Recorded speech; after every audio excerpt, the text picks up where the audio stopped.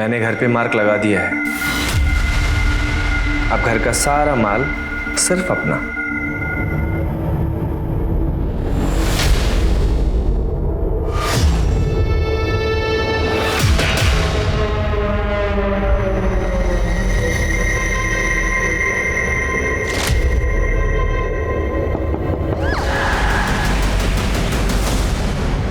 नमस्कार, आदाब। मैं अनूप सोनी क्राइम पेट्रोल के आज के इस केस में आप सबका स्वागत करता हूं। रिश्ते हर समाज की नींव होते हैं और शादी एक ऐसा रिश्ता है जो ना सिर्फ दो लोगों को जोड़ता है बल्कि दो परिवारों को भी जोड़ता है। पर अक्सर शादी में क्राइम्स भी उतने ही होते हैं। जिल्टेड लवर्स से लेकर जलने वाले रिश्तेदार या फिर कोल्ड ब्लडेड लुटेरे जिनके लिए पैसों और गहनों को लेकर किसी को मारना कोई बड़ी बात नहीं है, जिनके लिए शादी सिर्फ एक लूट के मौके से ज्यादा और कुछ नहीं। हमारे 30 दिन 30 यूनिक केसेस की श्रृंखला में हम आज आपको दिखा रहे हैं एक ऐसा केस जिसमें एक नहीं, दो नहीं, बल्कि कई हत्याएं हुई। आखिर क्या थी इन हत्याओं के पीछे की मानसिकता? आपने अक्सर कहा और सुना होगा, इंसानियत के वास्ते। हम इंसानियत का वास्ता इसलिए देते हैं क्योंकि हम इंसान और इंसानियत पर भरोसा करते हैं। किसी इंसान की जान लेना सबके बस की बात नहीं, लेकिन हमारे ही बीच ऐसे बहुत से इंसान हैं जो अपने ही जैसे इंसानों की जान लेते हैं और उनके हाथ तक नहीं कांपते। ये केस इसी बात का सबूत है। ये केस पुलिस के लिए हवा बन गया था, क्योंकि यहाँ कातिल न सिर्फ कत्ल करता है बल्कि हर कत्ल को एंजॉय करता है।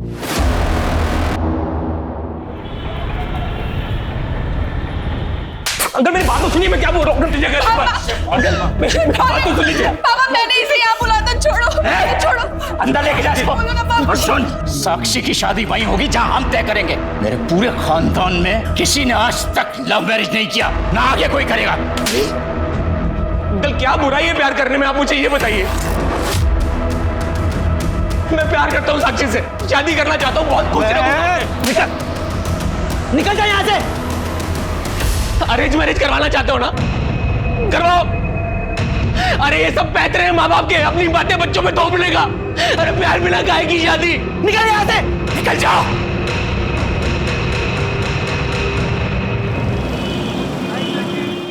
थोड़ा सा लेफ्ट करना, बस बस बस, correct.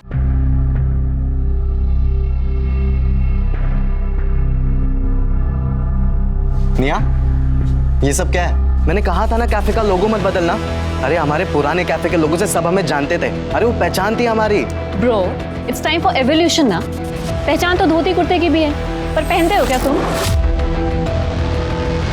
Just look at the cafe, कितना कूल लग रहा है। रीब्रांडिंग से हमारे कैफे प्रमोट भी तो हो रहा है ना। कैफे सिर्फ तेरे नाम से, कैफे तेरी नहीं है, समझी? इसमें मेरा हिस्सा भी तो है, सेम पेरेंट्स हैं हमारे। लड़कियों का कोई हिस्सा नहीं होता। शादी करो, पति के घर जाओ और वहां पे हिस्सा मांगो अपना। I will. इट्स ओके निया, रिलैक्स। चल अपने कैफे की कॉफी पिला। चल ना, कम। थैंक यू सो मच यार निया, तूने बचा लिया यार। साला 1 महीने से कोई काम ही नहीं आ रहा था ग्राफिक्स का, और पापा से पैसे मांगता ना तो वो खटिया खड़ी कर देते। ओ प्लीज यार, दोस्ती में क्या thank you. Hi guys. Hey, what's up? Yes, and I have a good news for you. So wish me and save your dates. तू शादी कर रहा है? Yes. और ये प्राची कौन है? कार्ड पे किसका नाम है? तेरा। किसके साथ? तेरा और प्राची का। तो मेरी होने वाली वाइफ। तू डम रहेगा रे। अबे ये प्राची मिली कहाँ तुझे? यार हम एक मैट्रिमोनियल वेबसाइट पे मिले। Congratulations. Congratulations से काम नहीं चलेगा, क्योंकि तुम सबको शादी वाले दिन पहुंचना पड़ेगा। बेटा शादी का कार्ड तूने मुझसे नहीं बनवाया ना, इसका बदला लूंगा मैं तुझसे। भाई सॉरी यार, वो एक्चुअली प्राची की फैमिली वालों ने बनवा दी। सही है ना, पैसे बच गए अपने। अरे यार मजाक कर रहा था मैं, अब मीठा तो खिला। तो मेरी शादी की खुशी में तुम सब मिठाई खाओ। ऐसे लोगों की वजह से अरेंज मैरिज आज तक चलती आ रही है। जितनी जल्दी हो सके रिश्ता तय कर दो। अरे उम्र ज्यादा है तो क्या हुआ, 70 साल की उम्र में भी मर्द मर्द ही होता है, और ये तो फिर 40 के ही हैं। बात आगे बढ़ाओ। पापा, आप ऐसे नहीं कर सकते।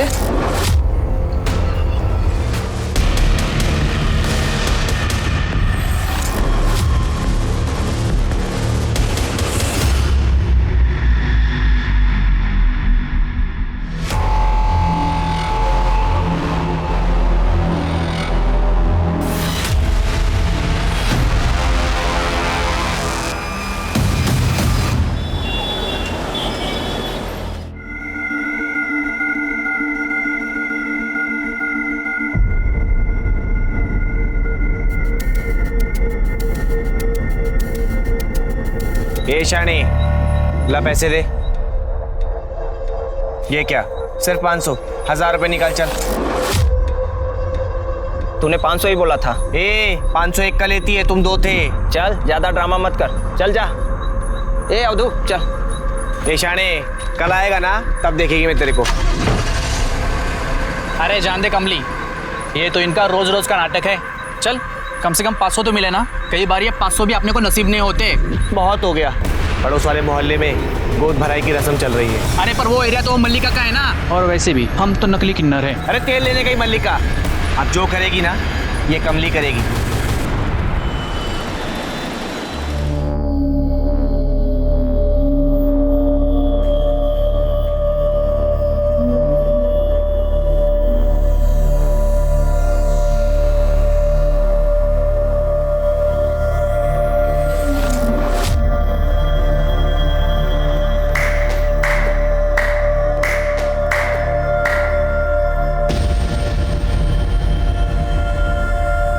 तेरी सारी बलाएं ले लूं, सदा सुहागन रहो, मुन्ना ही होगा।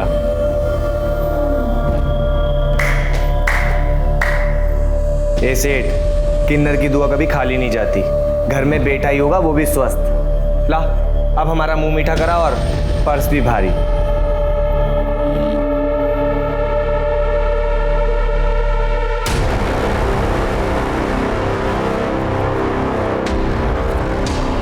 देख तो समाना, रखो और दफा हो जाओ यहाँ से। ऐसे घर में खुशियां आई है, उसमें भी कंजूसी। तुझे बोला ना ये रख और दफा हो यहाँ से, चलो। 1000 रुपए तो दे, 500 रुपए बचा के करोड़पति बन जाएगा क्या? तू जाता है या मैं चप्पल निकालूं?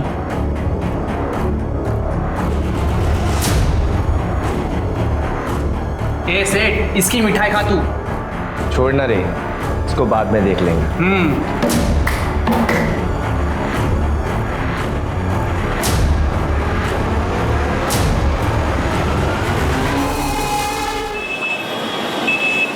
देखो पारुल, तुम एक नहीं 10 काम वाली बाई रख लो, मुझे क्या एतराज हो सकता है? आपको क्यों एतराज होगा? मैं यहाँ पे बाई ढूंढती हूँ और आप उसे 1 महीने में चलती कर देते हो। देखो पारुल, जिंदगी नर्क बना दी इस आदमी ने। 5वीं बाई भी काम छोड़ के चली गई है इनकी वजह से। क्या इनकी वजह से? तुमने देखा नहीं चोरी की थी उसने? ताई जी के पर्स में से पैसे निकाले। कोई बाई चोरी करती है, कोई इन पे बुरी नजर डालती है। आज 500 रुपए के लिए उस किन्नर की बद्दुआ ले ली। एक तो नौकरी छोड़ के बैठे पता नहीं क्या करते रहते हैं। खुद की बीवी तो डिवोर्स करके भाग गई है और सारा दिन घर पे पड़े रहते हैं। विशाल, मैंने तय कर लिया है, मेरा बच्चा इस माहौल में बड़ा नहीं होगा। मुझे अलग होना है। या तो तुम नया घर लो या तो इस आदमी को यहाँ से निकालो, वरना मैं चली जाऊंगी। पारुल, देखे तूने तेवर इसके? भैया इस घर में वही होगा जो पारुल चाहती है, नहीं तो आप अपना इंतजाम कर लीजिए। क्या?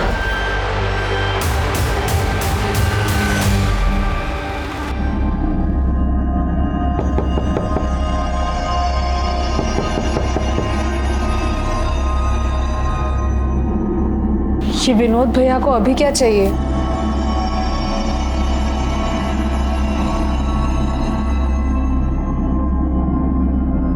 क्या भैया?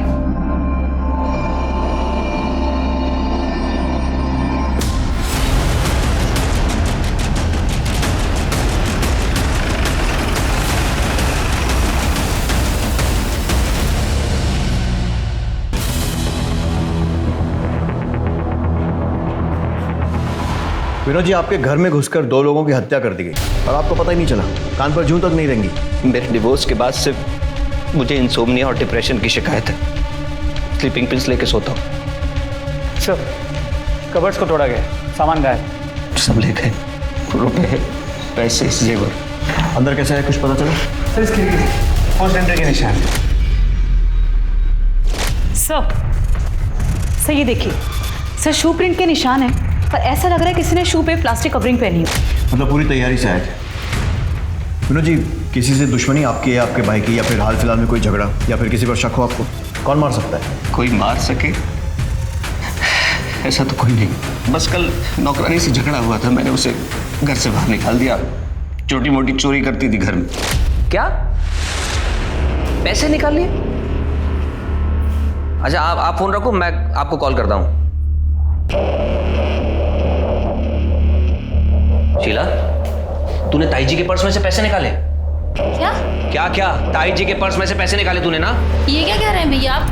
मैंने तो ताई जी का पर्स देखा तक नहीं। अच्छा, तेरा पर्स निकाल, अभी पता चल जाएगा, सच्चाई सामने आएगी। पर्स निकाल। अरे पर्स निकाल। आप ये क्या कर रहे हैं? अरे भैया रुकिए, ये आप क्या कर रहे हैं? तुम लोगों को दिखाई नहीं देता? चोरी की है इसने, ताई जी के पर्स में से पैसे निकाले हैं। पर्स निकाल, पर्स निकाल। क्या कर रहे हैं भैया आप? मैंने तो ताई जी का पर्स देखा भी नहीं। ऐसे आदमी के घर में मुझे काम नहीं करना है जो और की इज्जत ना कर सके। नौकरानी की डिटेल्स लो और उसको थाने बुलाओ। आसपास एरिया में चेक करो कोई भी सीसीटीवी है क्या। चोरी हुए सारे सामान की लिस्ट बनाओ और सारे गहनों की लिस्ट ज्वेलर्स के पास भेजो। चोरी तो कर ली है, कहीं ना कहीं तो बेचने जाएंगे। सर, पारुल और विशाल का कत्ल उन्हीं के घर के अंदर कर दिया गया। पारुल 7 महीने की गर्भवती थी, फिर भी कातिल को रहम नहीं आया।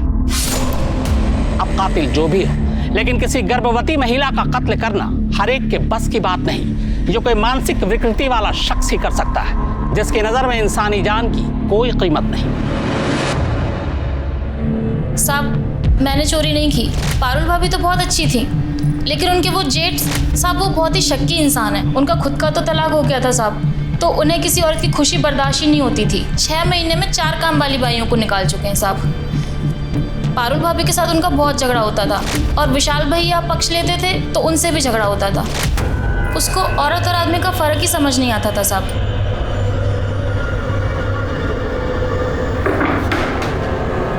भाभी, ये भैया मुझे ऐसे घूर घूर के देखेंगे तो मैं काम कैसे करूंगी? मैं भी एक औरत हूँ। अरे वो तुझे औरत है इसलिए घूर के नहीं देखते हैं, वो बहुत शक्की इंसान है। उन्हें तो लगता है कि मैं भी विशाल के पर्स से पैसे चोरी करती हूँ, मुझे भी ऐसे ही घूर के देखते हैं। ये सही है, उसने तेरी चोरी पकड़ी तो तूने उल्टा उस पर ही इल्जाम लगा दिया। नहीं साहब, मैं 10 घर का काम करती हूँ साहब। 15-20 हज़ार रुपये कमा लेती हूँ। 500 रुपये चुरा के पूरे मोहल्ले में बदनाम हो जाऊंगी साहब। मैं बेवकूफ़ थोड़ी हूँ साहब। ठीक है, जाओ। और सुनो, बिना बताए शहर छोड़कर मत जाना। जी साहब। कहीं ऐसा तो नहीं है कि इस विनोद ने ही मर्डर किया और उसके बाद लूटपाट का एंगल दे दियो। इस विनोद पे नजर रखो, अगर इसने ये किया है तो बाकी एविडेंस से तो कोई फायदा नहीं होगा, फिंगरप्रिंट्स, मोबाइल रिकॉर्ड्स, लेकिन वो गहनों को ठिकाने लगाने की कोशिश करेगा। अगर इसी ने किया है तो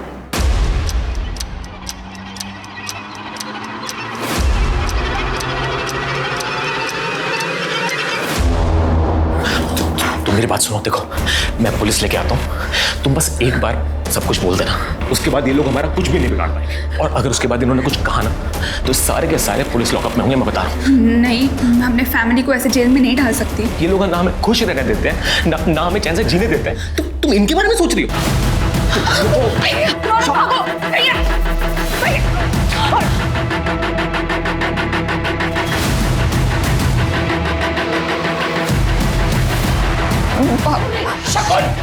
इसे बांध के रख। नहीं पापा, आज के बाद इसे घर से निकलने मत देना।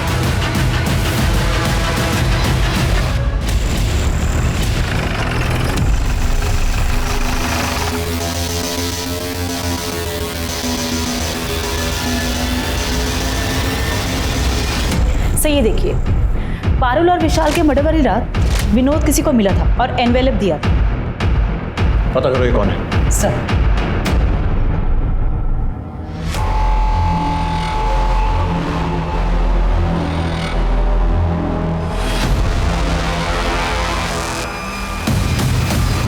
यार मुझे कुछ ना कुछ जुगाड़ करना पड़ेगा। मैं कब तक टोनी के घर में काम करूंगा? ऊपर से मेरा बाप ना मुझे चैन से काम करने देता और ना जीने देता है। प्लीज चिल यार, सारे पेरेंट्स ना एक ही जैसे होते हैं। हो प्लीज यार निया, अब तू ज्ञान मत दे मुझे ज्यादा। तू और ओम कितने लकी हो तुम्हें पता नहीं। अरे ब्रो, ऐसा कुछ भी नहीं। जगन, हमारे पास ना सिर्फ ये थोड़े से पैसे ज्यादा हैं, अदरवाइज ये पेरेंट्स वाली प्रॉब्लम ना सब सेम है। तेरे घर में जैसा टॉर्चर होता है ना, वैसे सेम टू सेम मेरे घर में भी होता है। बेब्स, इसलिए तो मैंने बोला था मेरे साथ लिव इन में शिफ्ट हो जाओ, ताकि नितेश मेरी सारी चीजों पर कब्जा कर ले। नो वेज, यू तो नो ना पापा कितने ओल्ड फैशन्ड है, और उन्हें ये लिव इन वाला कॉन्सेप्ट कतई समझ में नहीं आने वाला। आई डोंट वांट कि नितेश मेरे खिलाफ पापा को भड़का के ना मुझे डिसोन करवा दे। I really don't want that. Sir, मैंने कुछ झूठ बोलता है। सर, मैंने कुछ नहीं किया। सर, मैंने किसी को सुपारी नहीं दी सर। वो हमारी सोसाइटी का वॉचमैन है, उसकी माँ की तबीयत खराब हो गई थी, पैसे मांग रहा था। इसीलिए मैंने उसे पैसे दिए सर। हम उसके घर गए थे, घर पे ताला लगा हुआ।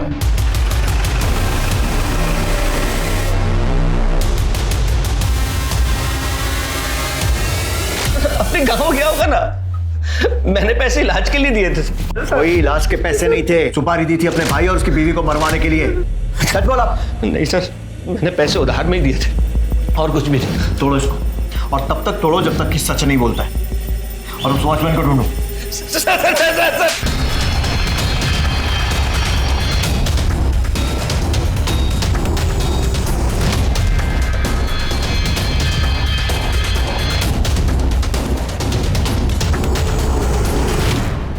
सर वो वॉचमैन के घर फोन किया था, वो वहाँ भी नहीं है। सर ये वॉचमैन बहुत ही शातिर है। उसने विनोद के अलावा और भी कई लोगों से अपनी माँ की बीमारी के नाम पे पैसे लिए, और उसकी माँ 2 साल पहले चल बसी।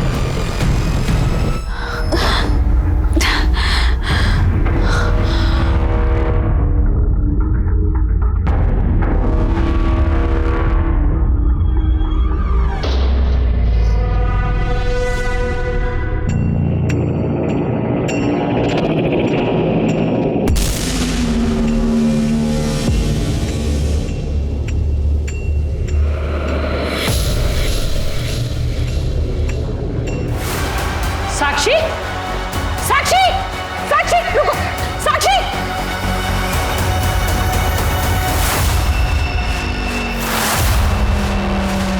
साक्षी, साक्षी, रुक जा, मैं कहता हूं। साक्षी रुक, चढ़ा ले इसके ऊपर।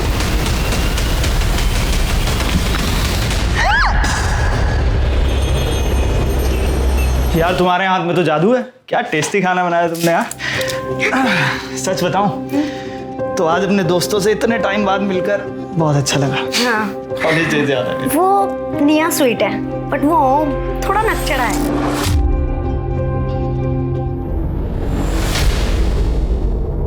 यार कुछ नहीं। इस टाइम कौन होगा?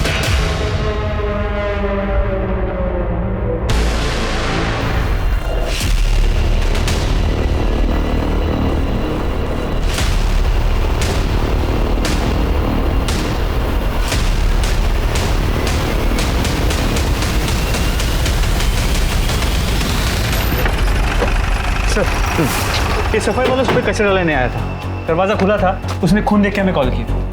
सही है, देखिए।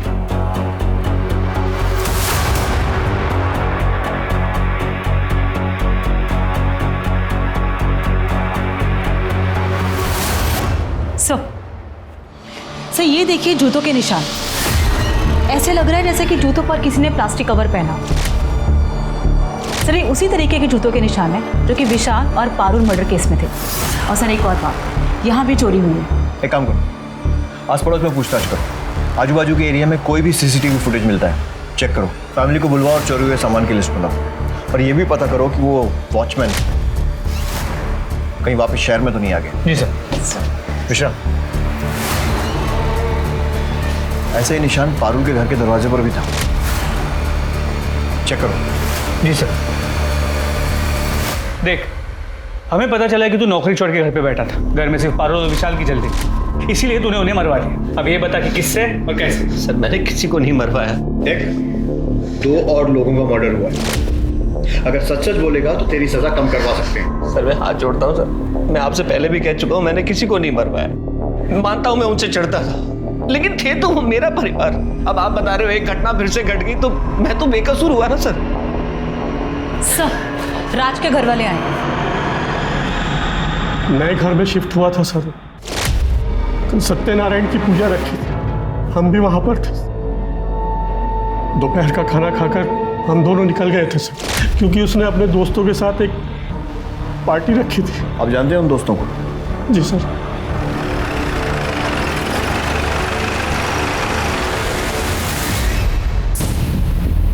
मैं, राज और टोनी एक ही कॉलेज में थे। कॉलेज के बाद राज बिजी हो गया था, लेकिन हमारे कांटेक्ट में था। सर उसने और प्राची ने अपना 1 महीने में घर भी ले लिया था, और इनफैक्ट सर वो लोग खुश भी थे।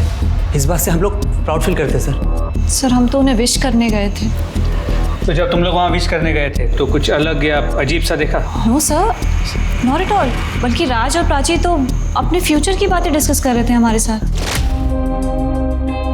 अरे यार इतने सारे गिफ्ट लाने की क्या जरूरत थी यार? अरे कैसे नहीं लाते यार, आफ्टर ऑल तो नए घर में शिफ्ट हुआ है। अच्छा इसी बात पे कुछ खा। वाह म्यूजिक सिस्टम, ये तो पक्का निया की पसंद होगी। हाँ of course, I knew it.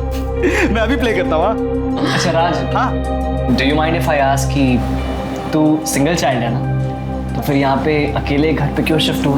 Well, हमें भी तो अपनी प्राइवेसी चाहिए ना, हम भी थोड़ा लाइफ एंजॉय करना चाहते हैं और फिर हम बेबी भी प्लान कर रहे हैं। तो व्हाट यार, अभी तो शादी हुई है, इतनी जल्दी क्या है बच्चे की? ओ मॉडर्निटी की देवी। यार तुम लोगों का ना मुझे सीरियसली कुछ समझ में नहीं आता है। ये छोड़ो यार, let's have some fun.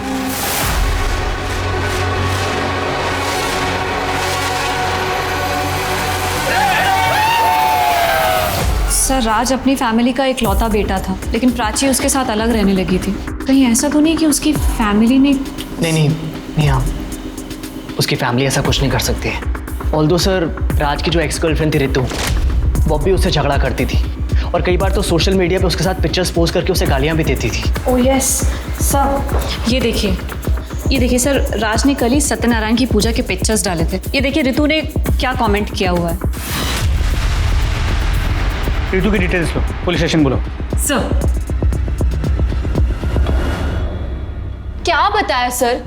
I wrote it on Friendsbook और अच्छे से उसे गाली दी और पब्लिकली सोशल मीडिया पे शेम किया। आपको पता है मेरे कितने फॉलोअर्स हैं? 2900 लोगों ने तो मेरी पोस्ट भी लाइक की और सबने कहा यू गो गर्ल। देखो हमने पता किया है, तुम्हारा राज और उसकी बीवी के साथ झगड़ा हुआ। अरे चूड़ियां ले लेंगे यार पहले। कमीने, मेरी लाइफ बर्बाद करके तू इसके साथ क्या मजे कर रहा है? देखो रितु, अब मेरी और राज की शादी हो चुकी है, तो तू चुप बैठ चुड़ैल, समझी? तेरी औकात नहीं है मेरे सामने बोलने की। Ritu behave yourself. तुम्हारी इन्हीं हरकतों की वजह से ना मैंने तुमसे ब्रेकअप किया। हरकत? व्हाट हरकत? हाँ, ऐसा क्या किया मैंने तुम्हारे साथ? बोलो ना, क्या किया? थप्पड़ मारा तुम्हें? तुम्हारे कपड़े फाड़े? अब मेरे पति को हाथ लगाया तो मुझसे बुरा कोई नहीं होगा। Get lost. हाँ तो वो डिजर्व करता था सर, और मेरा उसे मार के क्या फायदा होगा? मैं तो उसे तड़पते देखना चाहती थी, उसकी शादी टूटते देखना चाहती थी, लेकिन मर के तो वो सस्ते में निपट गया ना। डॉक्टर को दिखाया? मतलब थोड़ा। क्यों सर? क्योंकि तुम्हारी बातें ऐसी हैं। इसके अलावा चेक करो। फिलहाल जाइए, लेकिन शहर छोड़कर मत जाइएगा। जी सर। चलिए। ये क्या करती है सोशल मीडिया ने आजकल के बच्चों का? मेरा बेटा भी पूरे समय फोन पे चिपका रहता है।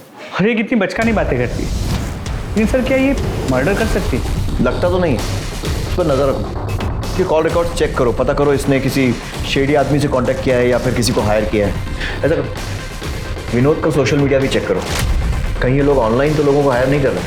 अच्छा, बाकी के सीसीटीवी फुटेज आए? सर राज के घर के पास एक बैंक के एटीएम का सीसीटीवी फुटेज मिला, उसे क्रॉस चेक कर रहे हैं। और ज्वेलर से कोई इन्फॉर्मेशन? सर अब तक कुछ नहीं सर। मोस्ट प्रोबेबली ये ज्वेलरी शहर के बाहर बेची गई होगी। एक और शादीशुदा जोड़े का कत्ल हो गया। शुरुआती जांच के हिसाब से यह केस भी विशाल और पारुल के मर्डर केस जैसा है। यहाँ पुलिस की तहकीकात पर भी कई सवाल खड़े होते हैं। क्या पुलिस ने जल्दबाजी में केस बंद करने के चक्कर में कहीं विनोद को गलत तो नहीं फंसा दिया? और क्या पुलिस अगर इस मामले की कई एंगल से जांच करती तो राज और प्राची की जान बच सकती थी? जांच के दौरान एक अजीब बात सामने आई। इन दोनों घरों के बाहर ही इस तरह के मार्ग थे, यानी कत्ल सोची समझी साजिश का नतीजा था। पर सवाल यह है कि इतने सारे घरों में इन्हीं दो घरों को क्यों चुना गया? विशाल पारुल और राज प्राची के बीच क्या कोई कड़ी जुड़ती है? क्या पुलिस इस बार सही मुजरिम तक पहुंच पाएगी या फिर कुछ और मौत होनी तय है?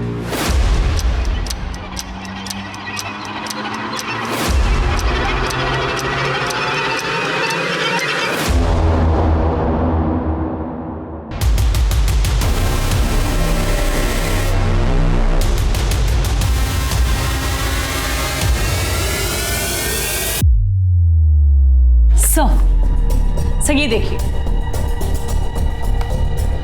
पहली रॉबरी में कोई भी बाइक पर नहीं आया, पर दूसरी रॉबरी के वक्त राज और प्राची के घर 2 लोग बाइक पर गए थे। वो राज के घर की तरफ गए और 20-25 मिनट के बाद वहां से निकल गए।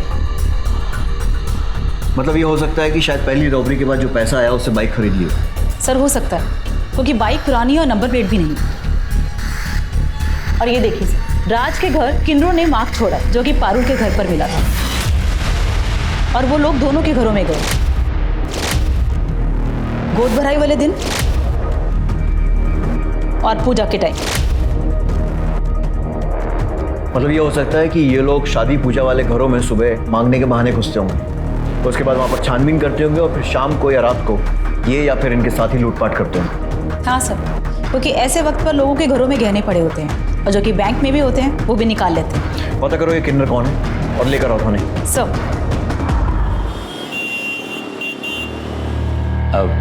वैसे हमारी साक्षी बहुत सुंदर है, वो उसका एक्सीडेंट हो गया है ना, इसलिए थोड़ा मुरझाई सी लग रही है। कोई बात नहीं भाई साहब, साक्षी की सुंदरता कम नहीं हुई है ना निखिल? हमारी तरफ से ये रिश्ता पक्का समझिए। साली चुड़ैल, नकली किन्नर काई की, मैं तेरे को बोली ना मेरे एरिया में आने का नहीं करके। मल्लिका, ये एरिया तेरा बाप का है क्या? अरे बाप निकल ठीक है तो।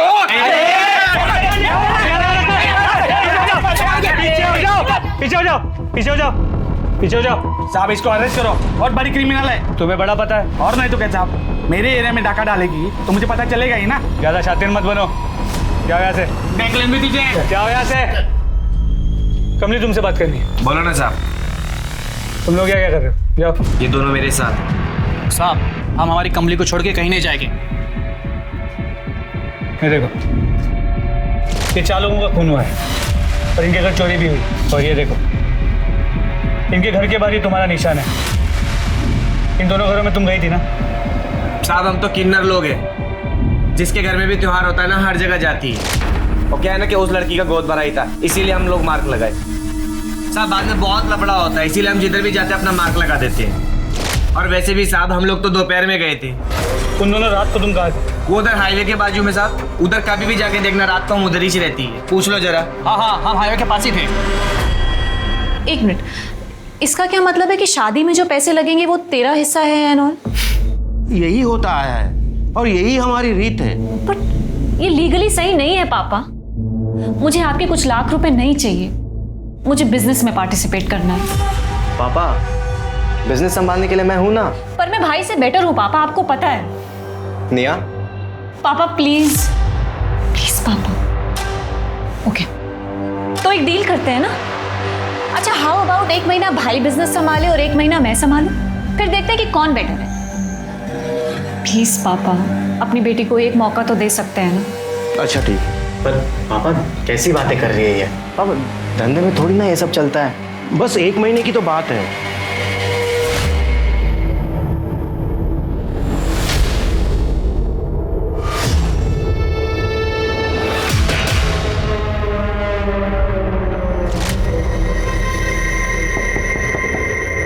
शादी मुबारक हो।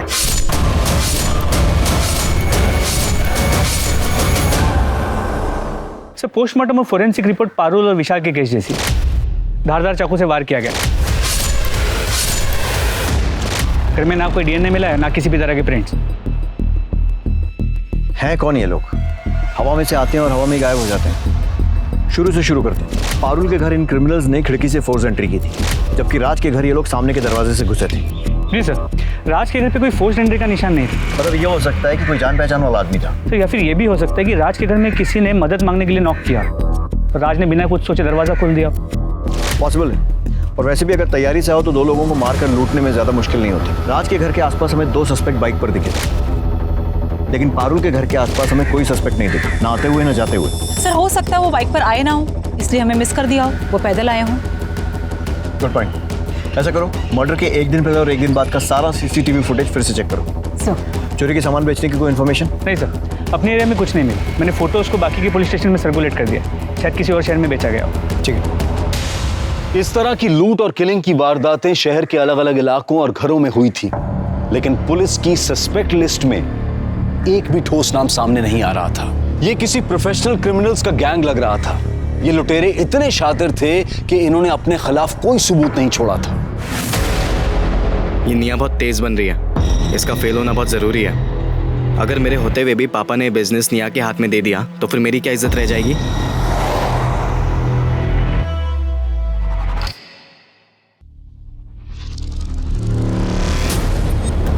ये यहाँ क्या कर रहा है? जानते हो इसे? जी सर, उस दिन कैफे में देखा था, राज का दोस्त है। सर कमली के अलावा यही एक कॉमन लिंक है। मर्डर वाली रात कुछ घंटे पहले ये वहाँ देखा गया था। और निकला कब? सर मर्डर की अगली सुबह टोनी के साथ। मतलब मर्डर की एक रात पहले आया और मर्डर की अगली सुबह निकल गया। इसका एड्रेस निकालो और सारी डिटेल्स पता करो। सर सारा टाइम कंप्यूटर पे लगा रहता है। उस दिन मैं नाराज हो गया, थोड़ा सा कुछ कैश दिया तो नाराज होकर अपने दोस्त के घर चला गया। कौन से दोस्त के? टोनी है उसका दोस्त।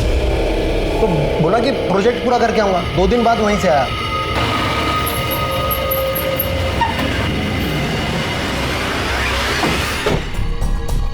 टोनी डिसोजा। जी सर। तुम जगन के दोस्त हो? हाँ सर। जगन के बाप ने कहा कि वो 30 अप्रैल की रात तुम्हारे यहाँ पे रुका था। हाँ सर, वो 2 दिन मेरे साथ रुका था। तुम क्या करते? सर मैं कॉल सेंटर में जॉब करता हूँ। क्या है सर, सुबह जल्दी चले जाता हूँ, शाम को लेट आता हूँ। जगन के आने के बाद मैं सो गया था और सुबह चले गया जल्दी, और नेक्स्ट डे उसे मैंने ड्रॉप भी कर दिया था सर। सर आपके कहने पर मैंने जगन और टोनी के क्रेडिट कार्ड्स और एक्सपेंसेस चेक किए। पिछले 1.5 महीनों में काफ़ी लाइफस्टाइल में चेंज आ गया है। उठा कर लाओ दोनों। सर मैंने कुछ नहीं किया। शुरू जाओ। मैंने कुछ नहीं किया है सर। और सर राज और प्राची की हाउस वार्मिंग पार्टी के बाद हम लोग ओम के फ्लैट पे चले गए थे सर, पार्टी कंटिन्यू करने के लिए। सर मैंने चेक किया है, इन लोगों की मोबाइल लोकेशन ओम के घर की है।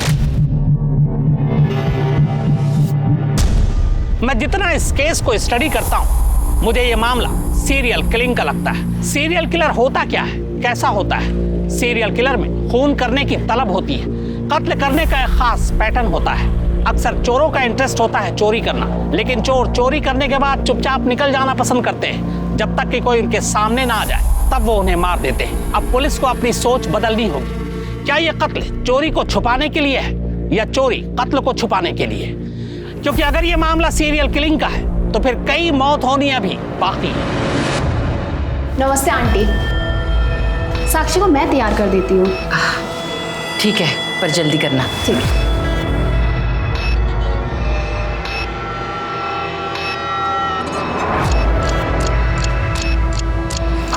ये ले, रौनक से बात कर।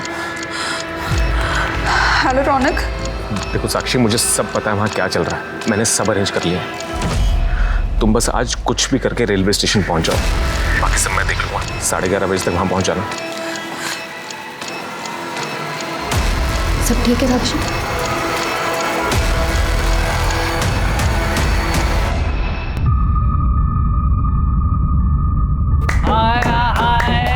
बधाइयो सेठ बधाइयो। घर में खुशियां आ रही है तेरे। चला शगुन दे। हाँ हाँ। तेरी बेटी सदा सुहागन रहे। ये हुई ना बात।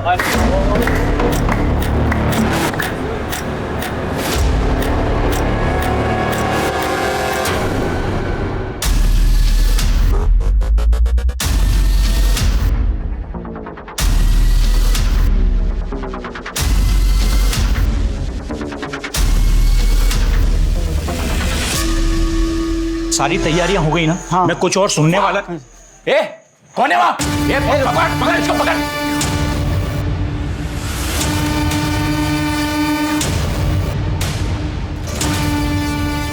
कौन है तुम लोग?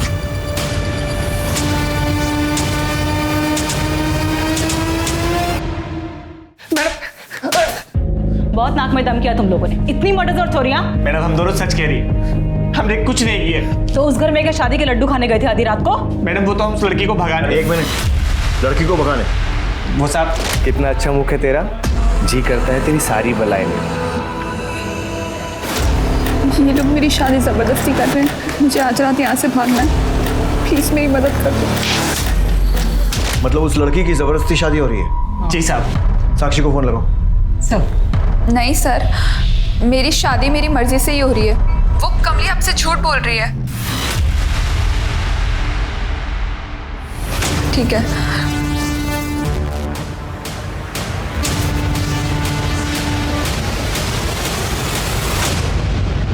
इन लोगों की अच्छे से धुलाई करो, मुझे पूरा सच चाहिए। साहब सच करें। साहब सच करें। मिश्रा, कमली ने कन्फेस किया? नहीं सर, हमने सभी पैतरे इस्तेमाल किए, लेकिन फिर भी वो बोल रही है कि उसने कोई भी जुर्म नहीं किया। तो सर हमने सोचा कि बाकी के एविडेंस चेक करते हैं, शायद कोई लिंक मिल जाए। और सर लिंक मिल भी गया। क्या दो? सर जितने भी कपल्स की मौत हुई थी हम उनका बैकग्राउंड चेक कर रहे थे तो क्रॉस रेफरेंसिंग सबकी अरेंज मैरिज है। हमने उनके ईमेल्स और सोशल मीडिया भी चेक की। उनकी शादी एक ही मैट्रिमोनियल साइट के जरिए हुई है। मतलब ये कड़ी इन लोगों को जोड़ती है? जी सर, और ये सभी शादियाँ पिछले 1 महीने से 1.5 साल के बीच में हुई।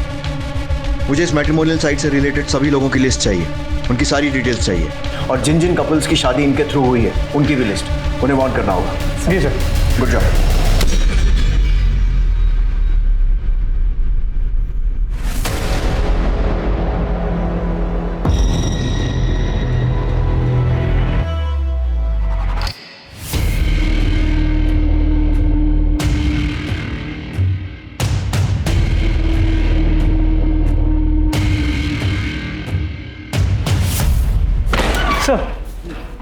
सर टोनी डिसोजा, पारुल का पड़ोसी और राज का दोस्त। ये उसी कंपनी में काम करता है जो विवाह केंद्र का वेबसाइट मैनेज करती है। और इस टोनी ने आज ही साक्षी और निखिल का अकाउंट भी एक्सेस किया है। ये साक्षी वही लड़की है ना जिसके यहाँ वो किन्नर चोरी करने गए? हाँ सर। 1 मिनट, बहुत बड़ी गलती हो गई हमसे। ये क्रिमिनल्स लड़की के मायके नहीं बल्कि उसके ससुराल में चोरी करने, लूटपाट करने और मारने जाते हैं। शायद कमली सच कह रही थी। यार गाड़ी निकलो। मिश्रा फौरन उस कैफे में पहुंचो जहाँ टोनी मिलता है और उसके बाद हमको ज्वाइन करो। सर।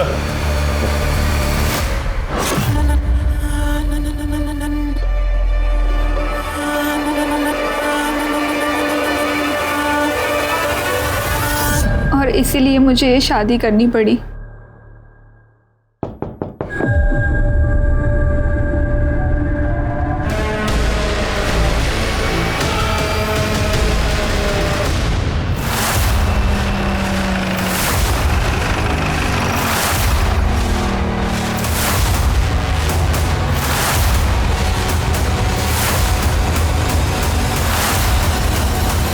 शादी मुबारक हो।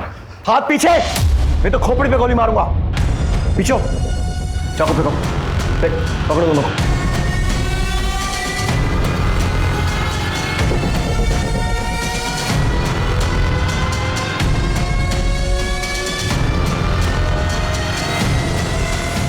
बहुत परेशान किया तुम दोनों, बहुत स्मार्ट गेम खेला तुम लोगों ने।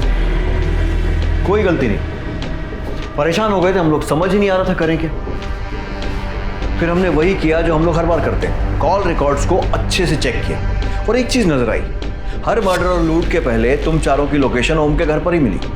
और तब लगा कि यार दाल में तो कुछ काला है। तुमको उठाने पहुंचे तो तुम्हारा भाई नितेश, उसने तो पहले ही पुलिस को फोन कर दिया था तुम्हें पकड़वाने के लिए।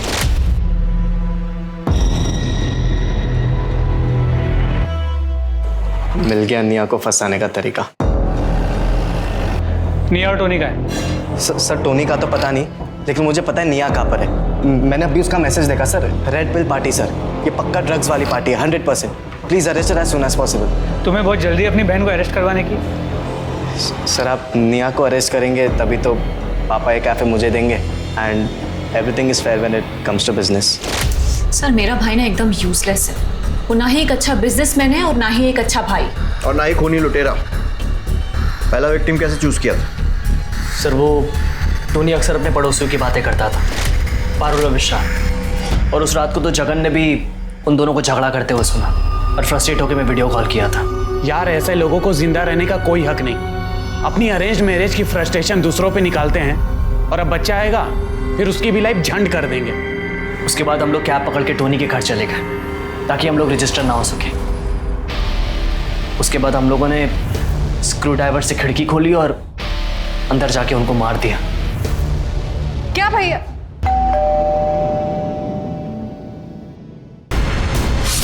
कौन अकेले रहता है और किसके पास कितनी सिक्योरिटी। अगर हमें ऐसा लगता था कि हम दोनों उस चीज़ को हैंडल नहीं कर पाएंगे तो टोनी और जगन को अपने साथ लेते थे। मर्डर करने के बाद हम वो कपड़े और ग्लव्स जगन को देते थे और वो उसे डिस्पोज करता था। उसके पापा म्यूनिसिपल डिपार्टमेंट में काम करते हैं। हमें मज़ा आने लगा और टोनी और जगन की पैसे की प्रॉब्लम सॉल्व होने लगी थी। So basically a win win situation for us. और जिन बेचारों को मारा उनकी फैमिली के लॉस का क्या, उसके बारे में सोचा कभी? अभी बताओ उन बेचारों को क्यों मारा? तुम्हें तो पैसों की कमी भी नहीं थी ना? सर ये मेरा प्लान था, मुझे शादी नहीं करनी थी, लेकिन ज़बरदस्ती मेरे पेरेंट्स ने मेरी अरेंज मैरिज करवा दी थी। और शादी के अगले दिन ही लड़की अपने आशिक के साथ भाग गई थी। उसके बाद से मुझे नफरत हो गई थी अरेंज मैरिज से, खास करके उन लोगों से जो रिलेशनशिप में होने के बाद अपने पेरेंट्स के प्रेशर में आके अरेंज मैरिज करते। फट्टू होते ऐसे लोग साले। और मुझे प्रॉब्लम थी बच्चों के क्रेज से। अरे पॉपुलेशन इतनी बढ़ रही है सर, मतलब अगर प्यार नहीं है तो शादी करके बच्चे पैदा करने का क्या फायदा। और ये पेरेंट्स, इनके साथ जो जबरदस्ती हुई ये अपने बच्चों के साथ भी वही करते हैं। For what? किस लिए? ऐसे बढ़ाएंगे अपने वंश का नाम? बहुत क्रांतिकारी विचार हैं तुम लोगों के, और मेरे हिसाब से आपके आगे आने वाले कुछ साल जेल में बीतने वाले। सीरियल किलर को पकड़ना इतना मुश्किल क्यों है? मैंने अपने करियर में कई सीरियल किलर से मुलाकात की और बात की, और जो चीजें समझ में आई वो ये है कि एक तो सीरियल किलर हमारे आसपास होता जरूर है, पर शक की कोई गुंजाइश नहीं छोड़ता, बेहद लो प्रोफाइल रहता है, उसका टारगेट बहुत साफ होता है, वो हमारे आसपास होते हैं, हमारे बीच में होते हैं, लेकिन कभी भी शक की कोई गुंजाइश नहीं छोड़ते। और यही वजह है कि दुनिया की कोई भी पुलिस हो, सीरियल किलर को पकड़ना उनके लिए सबसे मुश्किल होता है। अब मैं अनूप सोनी आपसे विदा लेता हूं, फिर मुलाकात होगी क्राइम पेट्रोल सतर्क में एक और नए केस के साथ और उस पर हमारे एक्सपर्ट के विश्लेषण के साथ। तब तक अपना और अपने परिवार का ख्याल रखें, सतर्क रहें, सुरक्षित रहें और देखते रहें क्राइम पेट्रोल सतर्क। जय हिंद। इस तरह के और भी एपिसोड देखने के लिए हमारे चैनल को सब्सक्राइब करें और बेल आइकन दबाना ना भूलें।